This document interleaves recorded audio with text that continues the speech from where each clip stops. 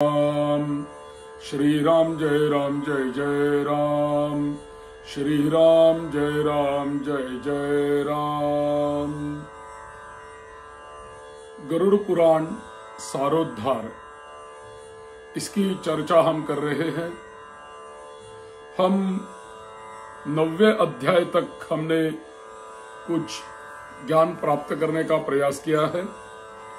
अभी भगवान विष्णु और गरुड़ जी की चर्चा में आगे 10वें अध्याय में गरुड़ जी क्या पूछते हैं और भगवान उसको क्या उत्तर देते हैं, इसके बारे में 10वें अध्याय में आगे चर्चा फिर आती है।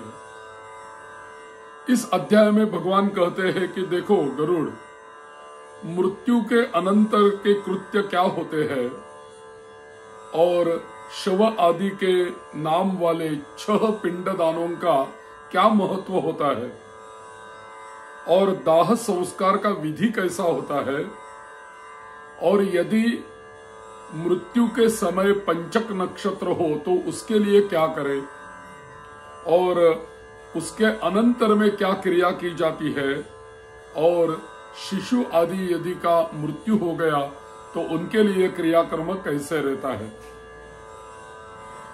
उनका अंत्येष्टि का विधान कैसा होता है, यही सब प्रश्नों के बारे में इस अध्याय में गरुड़ पुराण सारोद्धार के 10वें अध्याय में यह चर्चा गरुड़ और विष्णु जी के संवाद से हमें प्राप्त होती है। तो गरुड़ इस अध्याय के प्रारंभ में ही पूछते हैं, भगवान देहदान विधानंच वद सुकृतेनां विभो सती यदि भवेत् पत्नी तस्याश्च महिमां वद। गरुड़ जी पूछते हैं कि पुरुषों के दाह संस्कार का विधान हमें कृपा करके बतलाइए, और यदि पत्नी सती होती है तो उसकी महिमा, उसका वर्णन कीजिए, ऐसा प्रश्न है। तो भगवान कहने लगते हैं कि देखो, शृणुतारक्ष प्रवक्ष्यामि सर्वमेवोर्ध्वदेकम् यत्कृत्वा पुत्रपौत्राश्च मुच्यते पैतृकादृणात् किं दत्तैर्बहुभिर्दानैः पित्रोरन्त्येष्टिमाचरेत् तेनाग्निष्टोम सदृशम् पुत्रः फलमवाप्नुयात्। हे तार्क्ष, जिन और्ध्वदेही कृत्यों को करने से पुत्र और पितृ ऋण से मुक्त हो जाते हैं, उसे मैं कहता हूं, बताता हूं, सुनो। देखो, बहुत से दान देने से क्या लाभ, माता पिता के अंत्येष्टि क्रिया भली भांति करे, उससे पुत्र को अग्निष्टोम याग के समान फल प्राप्त होता है। अग्निष्टोम याग समान फल प्राप्त हो जाता है, जबकि अपने माता और पिता की अंत्येष्टि क्रिया पुत्र करता है तो उसको ऐसे महायज्ञ का फल अपने आप प्राप्त हो जाता है। तो माता पिता की मृत्यु होने के बाद शोक का परित्याग करके सभी पापों से मुक्ति प्राप्त करने के लिए समस्त बांधवों के साथ पुत्र को मुंडन करना चाहिए, यानी बाल उतरवा देना चाहिए, मुंडन कराना चाहिए। और माता पिता के मरने पर जिस पुत्र ने मुंडन नहीं किया, नहीं करवाया, वह संसार सागर को तारने वाला पुत्र कैसे समझा जाए।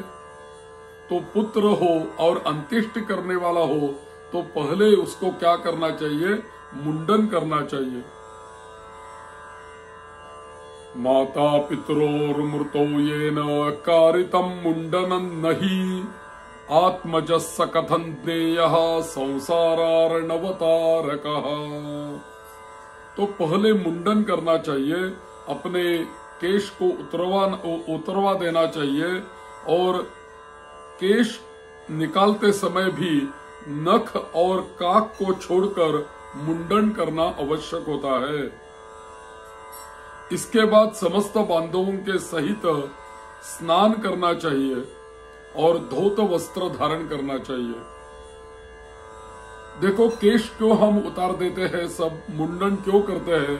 क्योंकि केशों में काम का वास होता है, इसलिए मुंडन करना आवश्यक होता है। जब उपनयन संस्कार होता है तब भी मुंडन करते हैं, जब चूड़ाकर्म संस्कार होता है तब भी मुंडन करते हैं। कोई व्रत लेना हो, कोई यज्ञ करना हो बड़ा, कोई सप्ताह करना हो, भागवत ज्ञान यज्ञ करना हो, तो उससे पहले प्रायश्चित यानी मुंडन अवश्य करना चाहिए। क्योंकि बालों में हमारे काम का वास होता है, इसीलिए मुंडन होना आवश्यक है। हमारे यहाँ शिखा का भी बड़ा महत्व होता है। और भी जब आंध्र प्रदेश में तिरुपति बालाजी के भक्त उनके दर्शन के लिए वहां जाते हैं, तब अवश्य वो अपने बाल वहां उतार देते हैं और मुंडन करके ही वापस आते हैं। तो क्यों ऐसा करते हैं? क्योंकि वैकुंठाधिपति बालाजी के दर्शन करने से सब पाप धुल गए, ऐसी उनकी भावना होती है। और बालों में केश काम का वास होता है, इसलिए हमारे सब काम विषयों का हमने भगवान के सामने त्याग किया, ऐसा भी भाव उसमें रहता है, इसलिए केश का मुंडन अवश्य करते हैं। तो पहले केश का मुंडन करें और स्नान करे, शव को स्नान करावे और चंदन आदि गंगा जी की मिट्टी के लेप से तथा मालाओं से प्रेत को विभूषित करे। गंगा जल यानी जो भी पवित्र जल है उससे प्रेत को स्नान कराए और माला से उसे विभूषित करे। क्योंकि हर जगह पे गंगा जी तो नहीं उपलब्ध होगी और घर में गंगा जी का जल होगा तो थोड़ा होगा, तो प्रेत को स्नान करने के लिए गंगा जल यदि नहीं मिलेगा तो जो भी हमारे पास शुद्ध जल है वही इस्तेमाल करके प्रेत को पहले स्नान करवाना चाहिए और उसे विभूषित करवाना चाहिए, माला पहनानी चाहिए। और उसके बाद नए वस्त्र से ढककर अपसव्य कर नाम गोत्र का उच्चारण करके संकल्प पूर्वक दक्षिणा सहित पिंड दान करना चाहिए, पिंड देना चाहिए। और मृत्यु के स्थान पर शव नामक पिंड को मृत व्यक्ति के नाम गोत्र से प्रदान करना चाहिए। ऐसा करने से भूमि और भूमि के अधिष्ठातृ देवता प्रसन्न होते हैं। इसके पश्चात द्वार देश पर पांथ नामक पिंड मृतक के नाम गोत्रादि का उच्चारण करके प्रदान करे। ऐसा करने से भूतादि कोटि में दुर्गतिग्रस्त प्रेत मृत प्राणी की सद्गति में विघ्न बाधा नहीं कर पाते, वो विघ्न बाधा कर ही नहीं सकते। इसके बाद पुत्र वधु आदि शव की प्रदक्षिणा करके उसकी पूजा करे। तब अन्य बांधवों के साथ पुत्र को शव यात्रा के निमित्त कंधा देना चाहिए। अपने पिता को कंधे पर धारण करने से पुत्र अपने ऋण से छुटकारा पाता है। अपने पिता को कंधे पर धारण करके जो पुत्र श्मशान को जाता है वह पग पग पर अश्वमेध यज्ञ का फल पुण्य प्राप्त करता है। और भी पिता अपने कंधे अथवा पीठ पर बैठाकर पुत्र का सदा लालन पालन करता है। उस ऋण से पुत्र तभी मुक्त होता है जब वह अपने मृत पिता को अपने कंधे पर ढोता है, तभी पितृ ऋण से मुक्ति प्राप्त हो जाती है। इसके बाद आगे मार्ग में पहुंचकर भूमि का सम्मार्जन प्रोक्षण करके शव को विश्राम कराए और उसे स्नान कराकर भूत संज्ञक पितर को गोत्र नामादि के द्वारा भूत नामक पिंड प्रदान करे। इस पिंड प्रदान से अन्य दिशाओं से स्थित पिशाच, राक्षस, यक्ष आदि उस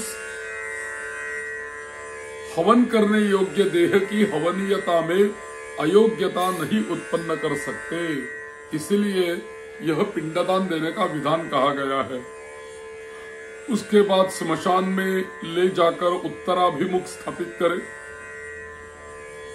वहां देह के दाह के लिए यथाविधि भूमि का संशोधन करें।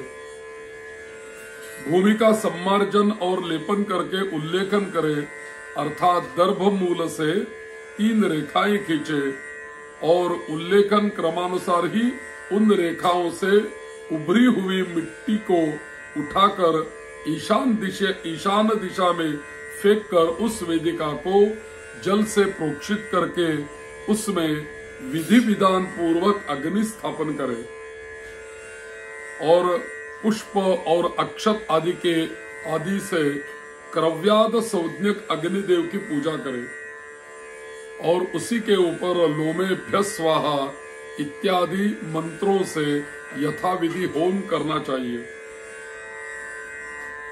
उस क्रव्याद यानी मृतक का मांस भक्षण करने वाली अग्नि की इस प्रकार प्रार्थना करे कि हे अग्नि, तुम प्राणियों को धारण करने वाले, उनको उत्पन्न करने वाले तथा प्राणियों का पालन करने वाले हो। यह सांसारिक मनुष्य मर चुका है, तुम इसे स्वर्ग ले जाओ।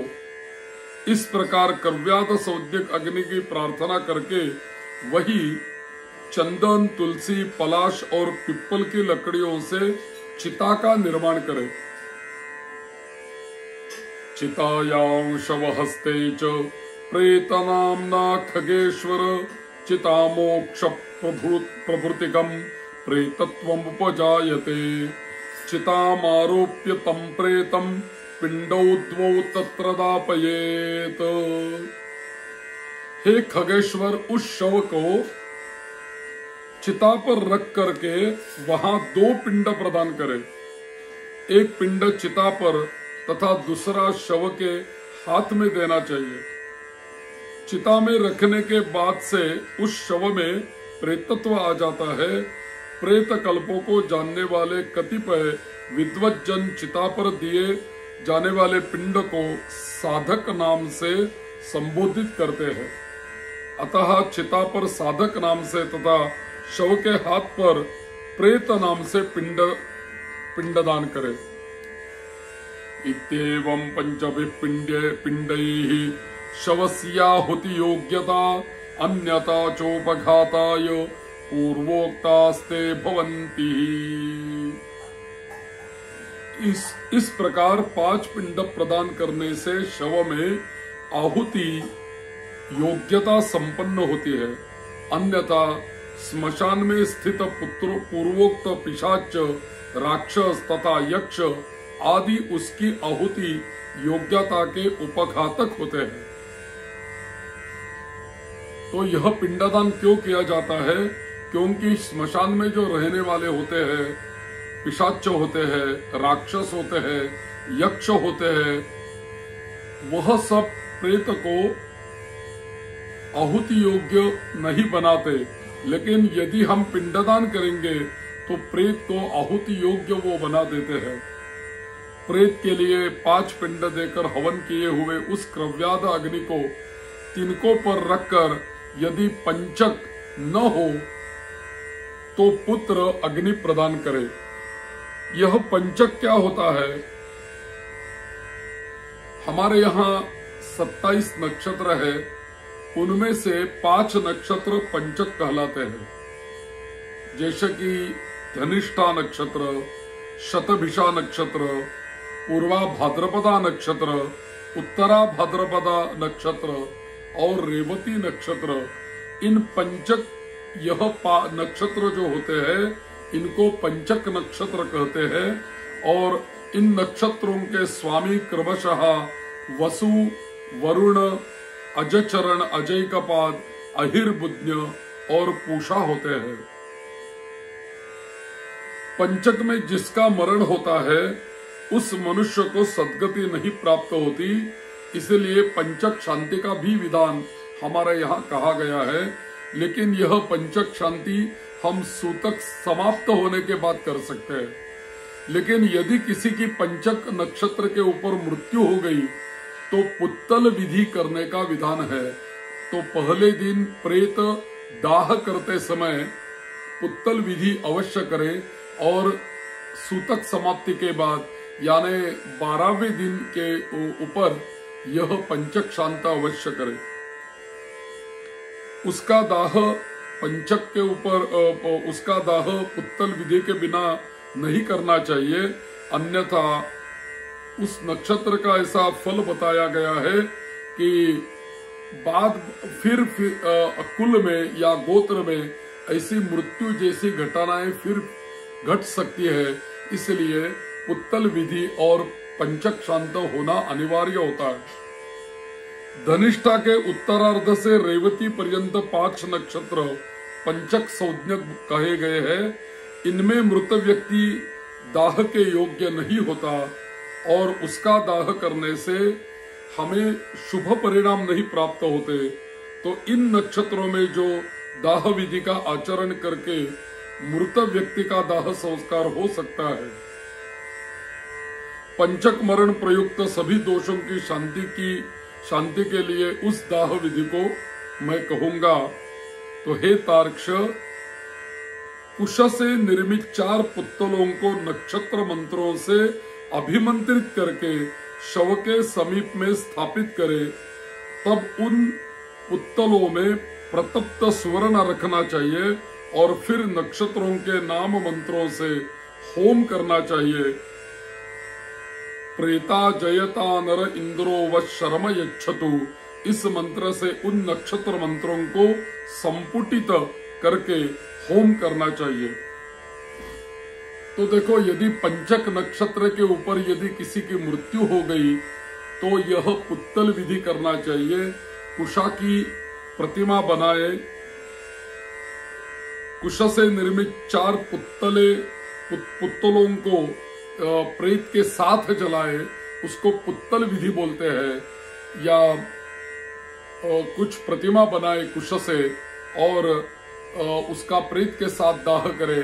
और यदि और दूसरे नक्षत्र के ऊपर मृत्यु हो गई लेकिन दाह करते समय यदि पंचक होगा तब पुत्तल विधि करना चाहिए, लेकिन शांत नहीं होती। यह जो पंचक शांत होती है, यह पंचक नक्षत्र के ऊपर जब किसी की मृत्यु होती है तब भी 12वें दिन के ऊपर हम पंचक शांति कर सकते हैं। तो पंचक शांत या पुत्तल विधि के बारे में जानकारी इस अध्याय में आती है। इसके बाद उन पुत्तलों के साथ शव का दाह करे। सपिंडी श्राद्ध के दिन पुत्र यथाविधि पंचक शांति का अनुष्ठान करे।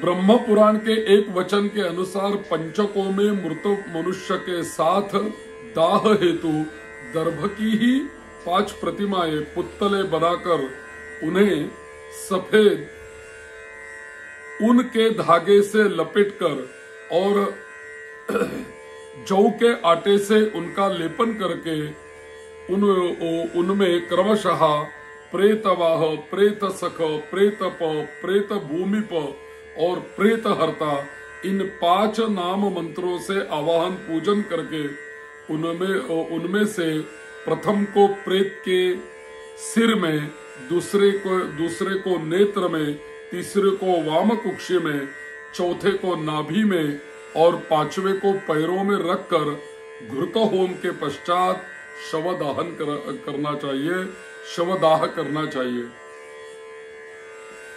पंचक दोष की शांति के लिए क्रमशः तिलपूर्ण पात्र, सोना, चांदी, रत्न, घृतपूर्ण कुंभ, कांस्य पात्र का दान अवश्य करना चाहिए।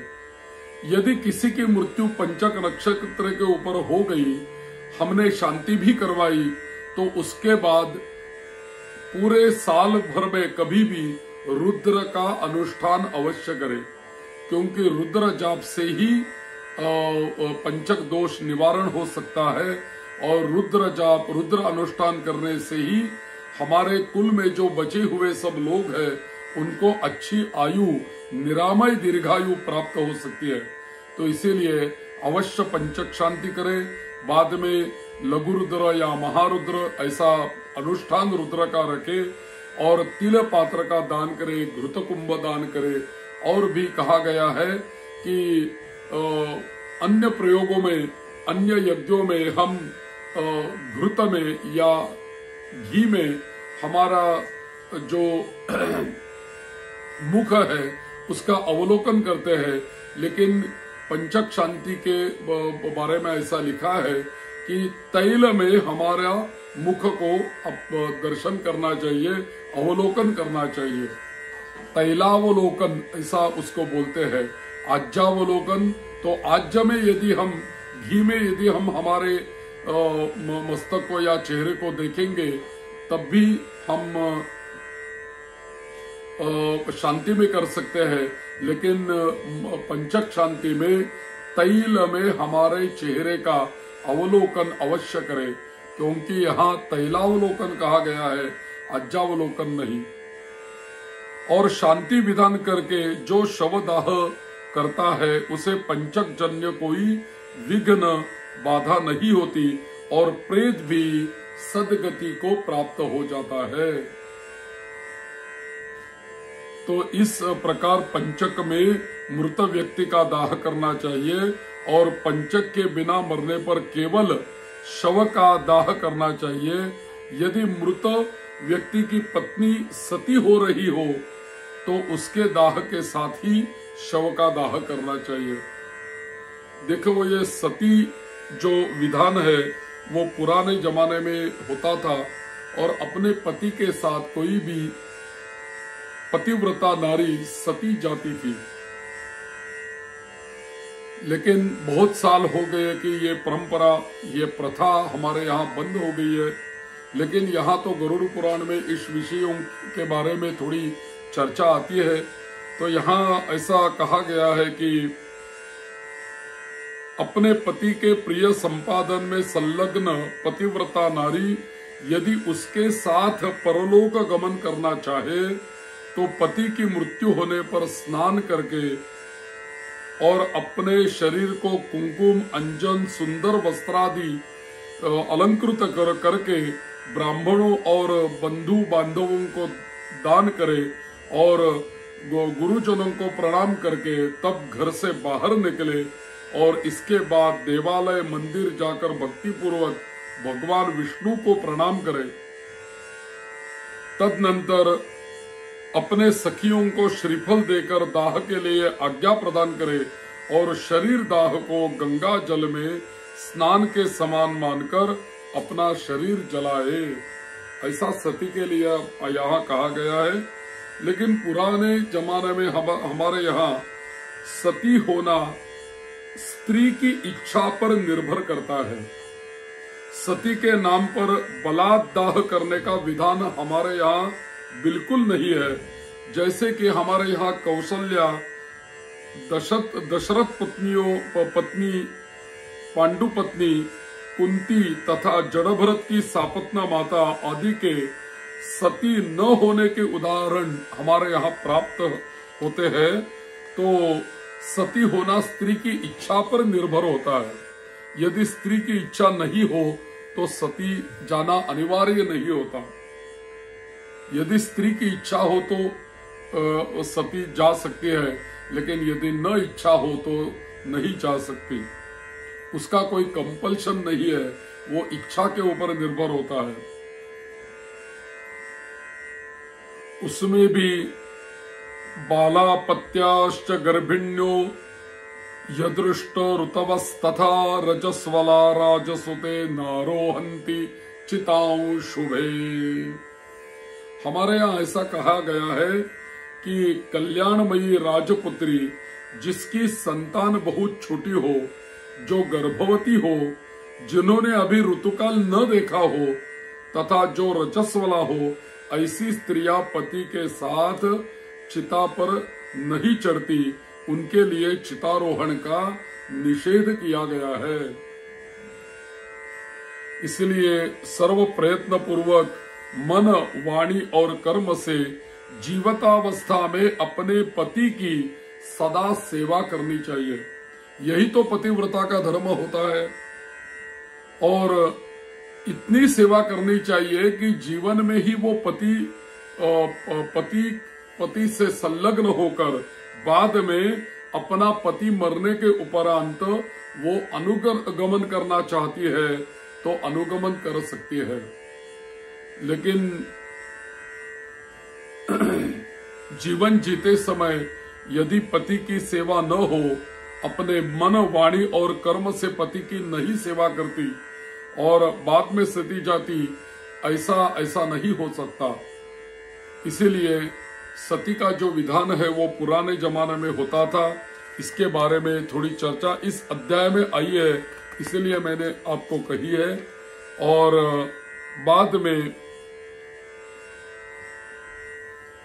शव को पूरे या आधा जलने पर उसका मस्तक जब जल जाता है, या वो पुराने जमाने में क्या करते हैं, कपाल मोक्ष करते थे, यानी आधा जला हुआ मस्तक जो अपने पिता का होता था चिता के ऊपर, उसको लंबी लकड़ी से तोड़ते थे, फोड़ते थे। और ऐसा इस क्रिया को कपाल मोक्ष कहते थे। और गृहस्थों के मस्तक को काष्ठ से और यति के मस्तक को श्रीफल से फोड़ देने का हमारे यहाँ कहा गया है। यह भी क्रिया पुराने जमाने में होती थी, अभी यह क्रिया नहीं हो पाती, लेकिन ऐसा कहा है। लेकिन यहाँ क्या करते हैं कि जब मस्तक का जलन होता है, मस्तक फूट जाता है चिता में, तो एक कुंभ लेते हैं अपने कंधे के ऊपर, उसमें पानी लेते हैं और पानी लेकर उसको 3 छिद्र बनाते हैं और प्रेत को, जलते हुए प्रेत को उल्टी परिक्रमा करते हैं। 3 परिक्रमा करते हैं, 3 छिद्र होते हैं। और उसके बाद 3 परिक्रमा होने के बाद वह जो कुंभ होता है अपने कंधे के ऊपर, वो पीछे ढकेल देते हैं और वो नीचे अश्मा के ऊपर जाके गिरता है और पूरा फूट जाता है।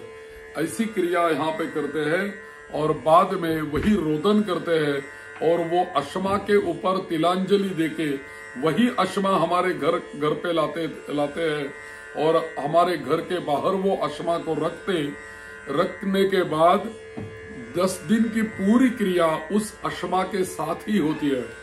और बाद में उसको जीव खड़ा बोलते हैं या जीवाश्मा बोलते हैं या अश्मा बोलते हैं। और उस अश्मा को लेके, पत्थर को लेके सभी क्रियाक्रम होता है। और बाद में 10वें दिन में सभी परिवार जन उसके ही ऊपर तिलांजलि देके उसे तिल का तेल लगा के बाद में नदी में प्रवाहित कर देते हैं। ऐसा ये अश्मा का विधि रहता है। अभी तो यह विधि संपन्न किया जाता है, लेकिन शास्त्रों में या पुराणों में क्या कहा गया है उसके बारे में थोड़ी तो आपको जानकारी चाहिए, इसलिए मैंने यह विषयों को उद्धृत किया है। तो हे अग्निदेव, पितृलोक की प्राप्ति के लिए उसके ब्रह्मरंध्र का भेदन करके उसका पुत्र मंत्र से अग्नि में घी की आहुति देता है। हे अग्निदेव, तुम भगवान वासुदेव के द्वारा उत्पन्न किए गए हो। पुनः तुम्हारे द्वारा इसकी तेजोमय दिव्य शरीर की उत्पत्ति हो। स्वर्गलोक में गमन करने के लिए इसका स्थूल शरीर जलकर तुम्हारा हवि हो। एतदर्थ तुम प्रज्वलित होवो। इस प्रकार मंत्र सहित तिल मिश्रित घी की आहुति देकर जोर से यहाँ रोदन करना चाहिए और उससे मृत प्राणी को सुख प्राप्त करता है। दाहादनंतरम कार्यम स्त्रिभिः स्नानं ततः सुतैः तिलोदकम ततो दद्यान् नाम गोत्रोपकल्पितम्।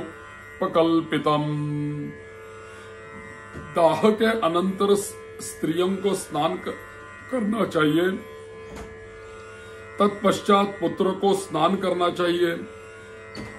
तदनंतर मृत प्राणी के गोत्र नाम का उच्चारण करके तिलांजलि देनी चाहिए। फिर नीम के पत्तों को चबाकर मृतक के गुणों का गान करना चाहिए। आगे आगे स्त्रियों को और पीछे पुरुषों को घर जाना चाहिए और घर में पुनः स्नान करके गोग्रास देना चाहिए। पत्तल में भोजन करना चाहिए और घर का अन्न नहीं खाना चाहिए। मृतक के स्थान को लिपकर वहां 12 दिन तक रात दिन दक्षिणाभिमुख अखंड दीपक जलाना चाहिए। हे तार्क्ष,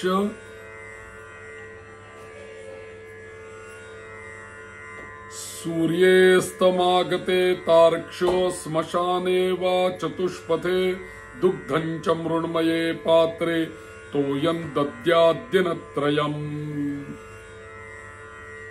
शवदाह के दिन से लेकर 3 दिन तक सूर्यास्त होने पर स्मशान भूमि में अथवा चौराहे पर मिट्टी के पात्र में दूध और जल देना चाहिए। ये दूध और जल किस लिए होता है कि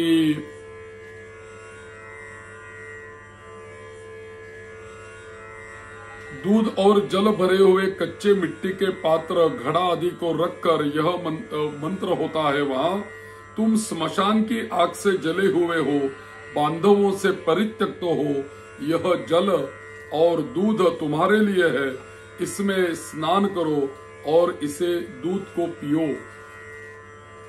ऐसा दूध और पानी दान करने का भी विधान कहा गया है। ये भी कहाँ भी होता है, कहाँ नहीं करते लोग, लेकिन इसमें यह विषय आया है। यह दूध और जल पृथक पृथक पात्रों में रखना चाहिए और चौथे दिन अस्थि संचय करना चाहिए और निषिद्धवार तिथि का विचार करके निरग्निक को तीसरे अथवा दूसरे दिन अस्थि संचयन करना चाहिए। अस्थि संचयन के लिए स्मशान भूमि में जाकर स्नान करके पवित्र हो जाए, उसका सूत्र लपेटकर और पवित्र धारण करके स्मशान वासियों भूतादि के लिए पुत्र को यमायत्वा इस मंत्र से माश की बलि देनी चाहिए और 3 बार परिक्रमा करनी चाहिए। और हे खगेश्वर, इसके बाद चिता स्थान को दूध से सींच कर जल से सींचे, तदनंतर अस्थि संचयन करे और उन अस्थियों को पलाश के पत्ते पर रखकर दूध और जल से धोए और पुनः मिट्टी के पात्र पर रखकर यथाविधि श्राद्ध पिंडदान करे और उसी श्राद्ध में त्रिकोण स्थंडिल बनाकर उसे गोबर से लीपे और दक्षिणामुख होकर स्थंडिल के तीनों कोनों पर 3 पिंड प्रदान करे। श्मशानस्थ क्रव्याद देवों को बलि प्रदान करके पश्चात 3 पिंड प्रदान करने का विधान है। एवं दत्वा बलिंचैव दद्यात् पिंडत्रयं बुधः एवं श्मशानवासिभ्यः प्रेतायैव तु मध्यमम् तृतीयं तत्सखिभ्यश्च दक्षिणा संस्थमादरात्।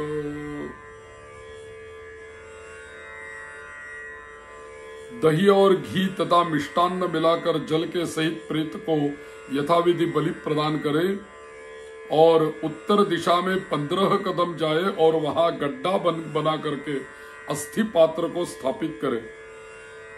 दाह जनित पीड़ा नष्ट करने वाला पिंड प्रदान करे और अस्थि पात्र को निकालकर उसे लेकर जलाशय को जाए।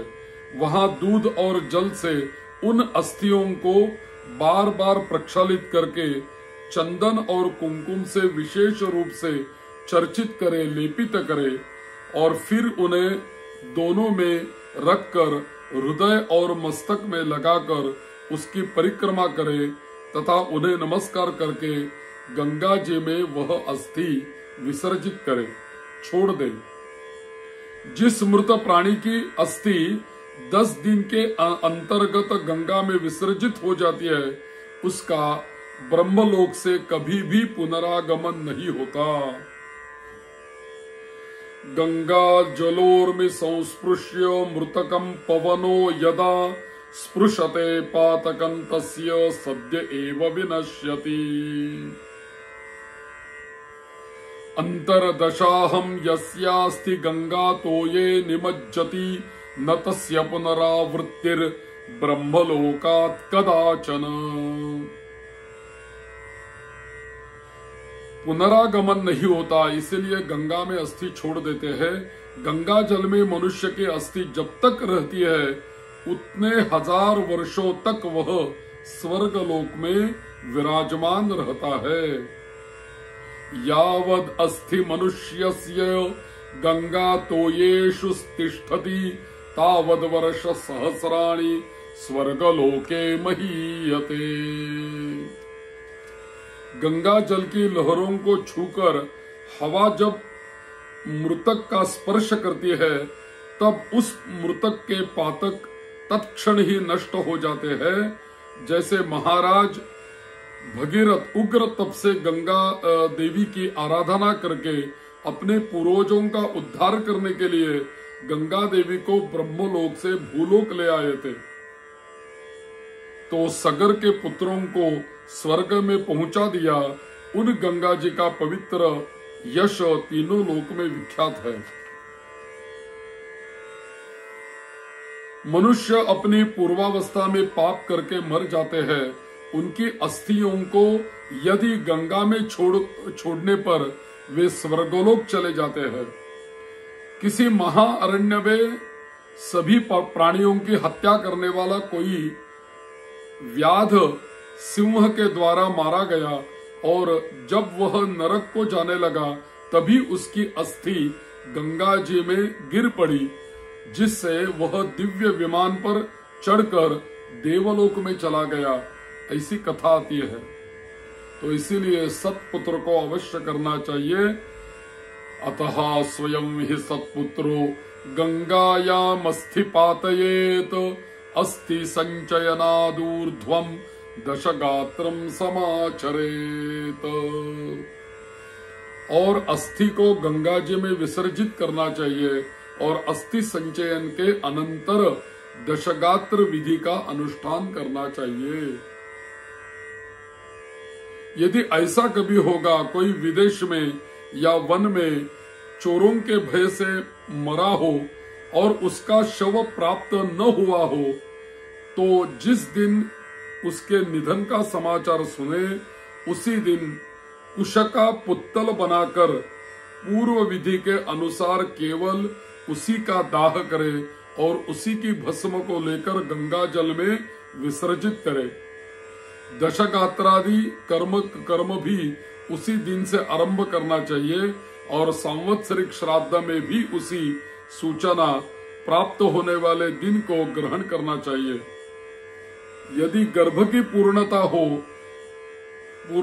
हो ऐसी पूर्णता हो जाने के अनंतर नारी की मृत्यु हो गई तो उसके पेट को चीरकर बालक को निकाल दे, और यदि वह भी मर गया हो तो उसे भूमि में गाड़कर केवल मृत स्त्री का दाह करना चाहिए। गंगा के किनारे मरे हुए बालक को गंगा जी में ही प्रवाहित कर देना चाहिए और अन्य स्थान पर मरे 27 महीने तक के बालक को भूमि में गाड़ देना चाहिए। इसके बाद की अवस्था वाले बालक का दाह संस्कार करे और उसकी अस्थियां गंगा जी में विसर्जित करे तथा जलपूर्ण कुंभ प्रदान करे एवं केवल बालकों को ही भोजन कराए। गर्भ के नष्ट होने पर गर्भस्थ शिशु के उद्देश्य से उसकी कोई क्रिया नहीं हो जाती, पर शिशु दांत निकलने के पूर्व की अवस्था वाले बच्चे, उनके मरने पर उसके लिए दुग्धदान अवश्य करना चाहिए। और बालक यदि चूड़ाकरण से पूर्व या 3 वर्ष की अवस्था वाले मरने पर उसके लिए जलपूर्ण घट का दान करना चाहिए और खीर का भोजन कराना चाहिए। कुमार के मरने पर कुमार बालकों को भोजन कराना चाहिए और उपनीत पौगंड अवस्था के बच्चे के मरने पर उसकी अवस्था में उसी अवस्था के बालकों के साथ ब्राह्मणों को भोजन कराए। 5 वर्ष की अवस्था से अधिक अवस्था वाले बालक की मृत्यु होने पर वह चाहे उपनीत यज्ञोपवीत संस्कार संपन्न हो अथवा अनुपनीत जिसका यज्ञोपवीत न हुआ हो, पायस और गुड़ के 10 पिंड क्रमशः प्रदान करने चाहिए और पौगंड अवस्था के बालक की मृत्यु होने पर वृषोत्सर्ग तथा महादान की विधि को छोड़कर एकादशाह तथा द्वादशाह की क्रिया का संपादन करना चाहिए। पिता के जीवित रहने पर पौगंडावस्था में मृत बालक का सपिंडन श्राद्ध नहीं होता, अतः 12वें दिन उसका केवल एकोद्दिष्ट श्राद्ध करे। स्त्री और शूद्र के लिए विवाह ही व्रतबंध स्थानीय संस्कार कहा गया है।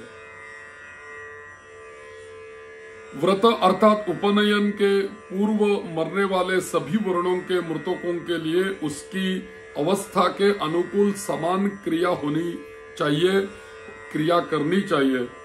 जिसने थोड़ा कर्म किया हो, थोड़े विषयों से जिसका संबंध रहा हो, कम अवस्था हो और स्वल्प देह वाला हो, ऐसे जीव के मरने पर उसकी क्रिया भी स्वल्प ही होनी चाहिए। किशोर अवस्था के और तरुण अवस्था के मनुष्य के मरने पर शय्यादान, वृषोत्सर्गादि, पददान, महादान और गोदान आदि क्रिया करनी चाहिए। सभी प्रकार के सन्यासियों की मृत्यु होने पर उनके पुत्रों आदि के द्वारा न तो उनका दाह संस्कार किया जाना चाहिए, न उन्हें तिलांजलि देनी चाहिए और न उनकी दशगात्रादि क्रिया ही करनी चाहिए, क्योंकि दंडक ग्रहण, संन्यास ग्रहण कर लेने मात्र से नर ही नारायण स्वरूप हो जाता है। त्रिदंड ग्रहण करने वाले मृत्यु के अनंतर उस जीव को प्रेतत्व प्राप्त नहीं होता। त्रिदंड किसको कहते हैं? मन, वाणी और इंद्रियों का संयम, यही त्रिदंड होते हैं। ऐसे सन्यासियों की क्रिया नहीं होती, वो अपने आप मुक्त हो जाते हैं।